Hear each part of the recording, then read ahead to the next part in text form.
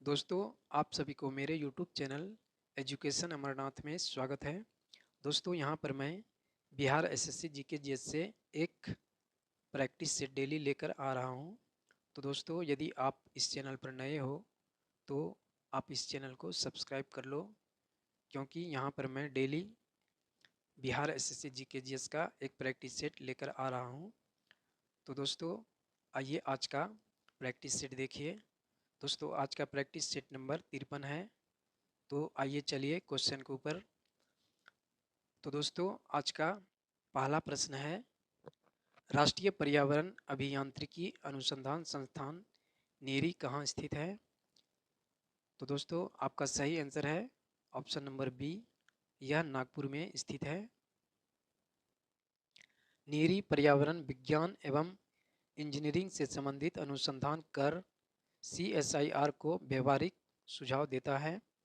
यह वैज्ञानिक और औद्योगिक अनुसंधान परिषद CSIR का अनुसंधान संस्थान है।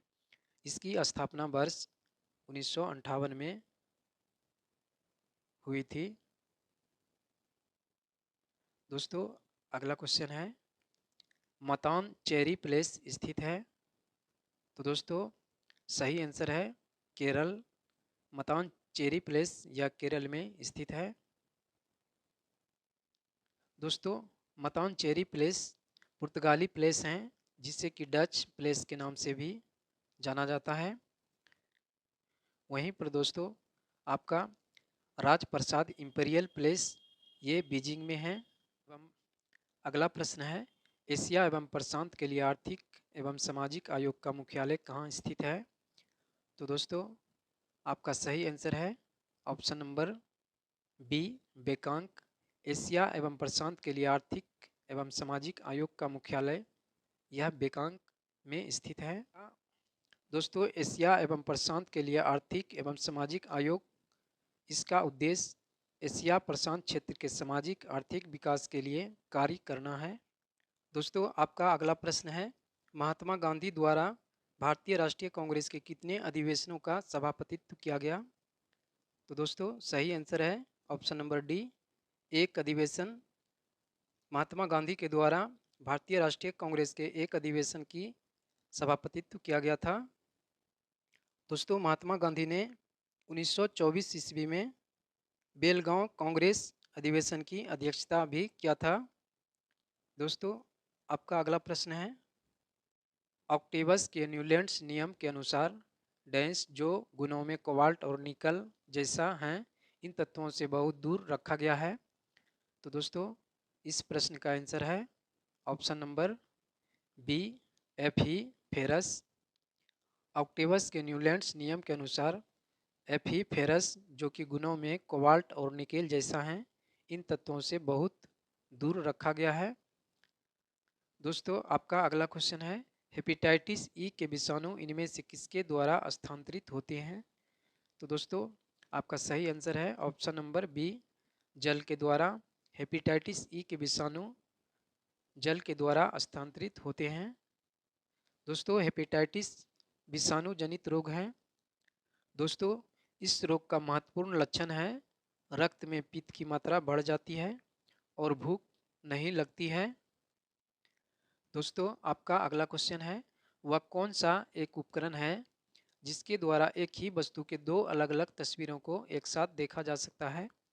तो दोस्तों, उस उपकरण का नाम है स्टीरियोस्कोप, जिसके द्वारा एक ही वस्तु की दो अलग अलग तस्वीरों को एक साथ देखा जा सकता है। अगला प्रश्न है, तराइन के प्रथम युद्ध में किसको पृथ्वीराज चौहान III ने हराया था? तो दोस्तों, आपका सही आंसर है मोहम्मद गौरी। तराइन के प्रथम युद्ध में पृथ्वीराज चौहान ने मोहम्मद गौरी को हराया था। दोस्तों, तराइन का प्रथम युद्ध यह हुआ था 1191 ईस्वी में, और वहीं पर तराइन का द्वितीय युद्ध यह 1192 ईस्वी को हुआ था। तराइन के द्वितीय युद्ध में मोहम्मद गौरी ने पृथ्वीराज चौहान को पराजित किया था। दोस्तों, वहीं पर आपका 1215 ईस्वी में इल्तुतमिश ने तराइन के तृतीय युद्ध में एल्दोज को पराजित किया था?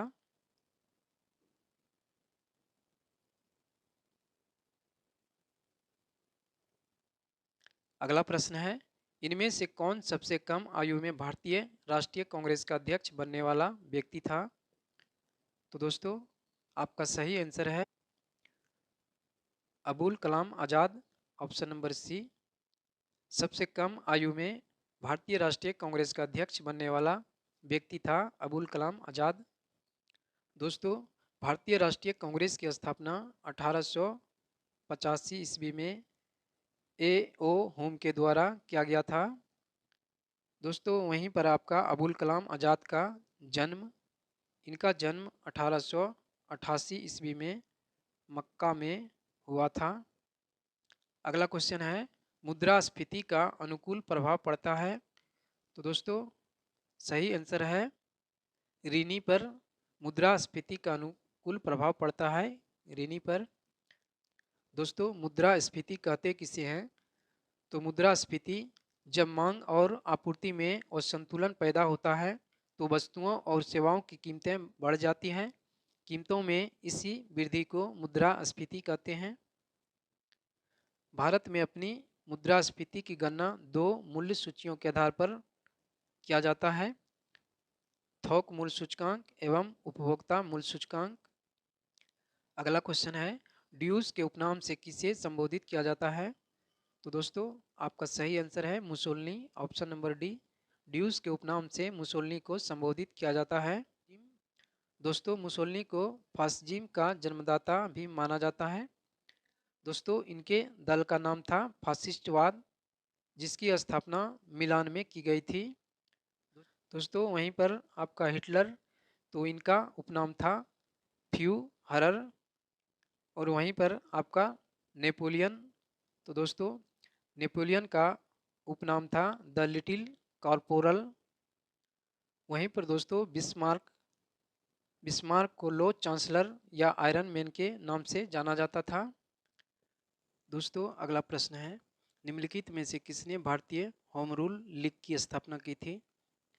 तो दोस्तों आपका सही आंसर है ऑप्शन नंबर डी, बाल गंगाधर तिलक।